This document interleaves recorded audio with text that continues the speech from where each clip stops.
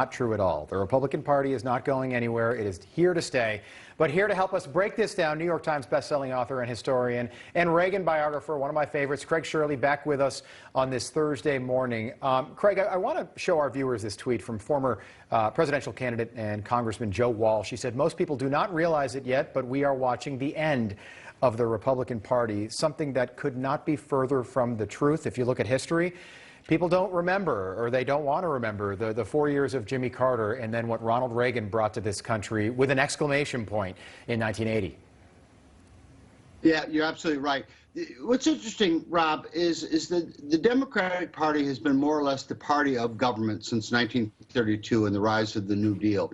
And it's been pretty consistently the party of government, the party of big government, since that time, with the exception of during Bill Clinton's presidency, when it kind of fiddled at the edges of managing government or smaller government or whatever. But otherwise, it's been pretty consistent.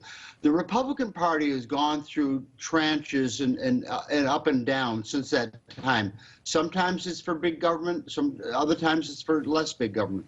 I think that the party, you're absolutely right, too. The party's not going away. It had actually a very good election, absent losing the presidency. Is that they can't? This is why they're championing all these executive orders by Joe Biden, because they can't get anything through Congress. They, there's a Nancy Pelosi is the speaker in name only. She can't get anything through the House. Yeah. And the same thing with the Senate. The Democrats can't get anything through the Senate. And as we all know, following the pattern of Obama and Bill Clinton, the last two Democrats elected, is that in the first 2 years, the Democrats are going to get slaughtered in the upcoming off-year election. So the Republican Party is not going anywhere. I will say is that it needs to tighten its focus, and it needs to issue almost like a Council of Trent, which was the Catholic Church, as you remember, along about the 6th century, had brought together all the popes and the bishops and sat down and said, what do we stand for? Yeah, basically, let's so we clarify could all be what on we message. stand for. Yeah, there was no email back then. They couldn't pick up the phone and call the bishops and the cardinals. So they said, listen, which is why that meeting took a couple centuries. Right. This is so we can all be on the same message. It's interesting because a lot of people are just down, understandably. What happened on November 3rd, that will be looked at by historians for many years to come. We don't have time to do it in this segment, but I've actually shifted my thinking a little bit. I'm optimistic about being a conservative in America and the Republican Party. 21 months from now, as you just intimated, we've got midterm elections. And I'll tell you what, if there is not a red wave coming, I mean, I don't think there's ever been an easier one to predict. But we've seen this in the past, 1976. So the last time we had an impeachment, and it was tragic what happened to Richard Nixon. People forget that 1972 election, he won it so soundly, and then to resign 2 years later, that was tragic. But Ford pardoned Nixon. Ford was in office 2 years. Then he lost to Jimmy Carter, who came from nowhere. And Carter has had a great post-presidency, and we wish he and his wife well into their 90s now. But Ronald Reagan, what he did, it was 12 years of republicanism after that. Yes, and it transformed the Republican Party, and he made the Republican Party one thing to all people. Prior to that, the Republican Party had tried to be all things to all people. So Reagan narrowed the appeal and increased the base by doing so, by being the party of the individual, of personal freedom, of personal dignity, of privacy, and the individual over the state. The individual was more important than the state was.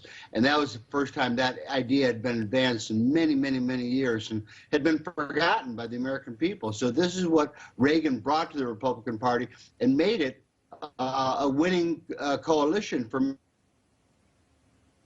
many, many years, and as a matter of fact, Reagan, what we now call a Reagan Democrats, over to this winning coalition of Republicans. That's going to be key, winning back many of those rural and suburban Reagan Democrats in 2022 and beyond. Absolutely.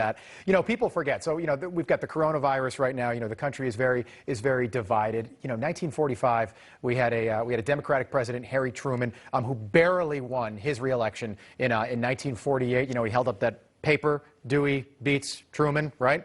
He won. Tribune. Yeah, but by the time the early 50s rolled around, Americans said, listen, we defeated fascism, we defeated the imperial Japanese.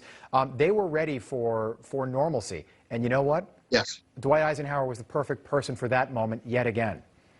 Yes. You know, this is such an important point, Rob, that you've hit on, is that from 1932 up until the 1960s, government generally worked for the American people. Government defeated the Empire of Japan. Government defeated Nazi Germany.